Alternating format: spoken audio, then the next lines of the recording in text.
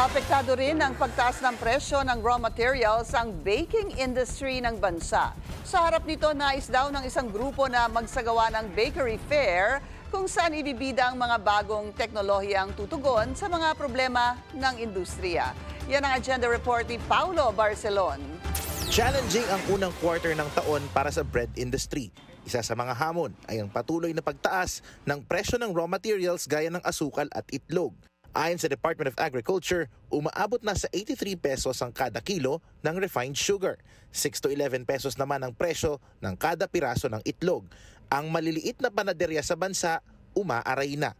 Ayon kay Asosasyon ng Panaderong Pilipino President Chito Chavez, malaki rin ang epekto ng pagtaas ng presyo ng trigo dahil ang buong bakery industry ay umaangkat ng harina mula Ukraine, Amerika, Canada at Australia. Kaya kung tataas pa raw ang presyo ng raw materials, posible ring magmahal din ang tinapay sa mga susunod na buwan. Sa ngayon, wala pa tayo nakikitang gagalaw ang presyo ng mga branded na tinapay, lalo na ang pandesal ng mga community bakery. Pero kung mga sa susunod na buwan ay magkaroon ng pagbabago sa presyo ng raw mat na ginagamit po natin, ito po yung panahon na magkokosting tayo o magkukwenta kung ano po ang dapat.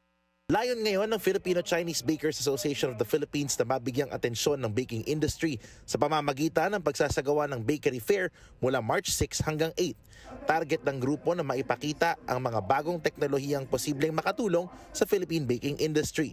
Si Bakery Fair ang susolusyon dyan. Why?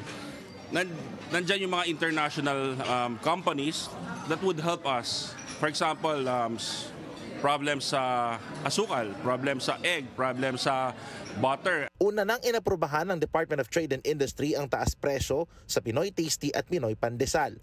Ang dating 25 pesos na pakete ng Pinoy Pandesal, halos 30 pesos na ngayon. At ang dating 40 pesos na Pinoy Tasty Pack, 44 pesos na. Pero naniniwala ang grupo na kulang pa rin ang price increases sa tinapay. Ayon sa FCBAI, mainam daw kung matutulungan ng gobyerno ang baking industry sa pamamagitan ng pautang sa mga maliliit na panaderya, investment sa automation at iba pang teknolohiya, at maging ang pakikipagtulungan sa mga paaralan at technical schools para mas marami pang Pilipino ang maengganyong pumasok sa industriyang ito. Sa kabila ng tumataas na presyo ng raw material sa paggawa ng tinapay, panawagan ng mga panadero, tulungan sila ng gobyerno, lalo na ang mga maliliit na panaderya. Makikipagpulong naman ang mga samahan ng mga panadero sa Bakery Fair sa Marso. Para sa Agenda, Paulo Barcelon, Billionario News Channel.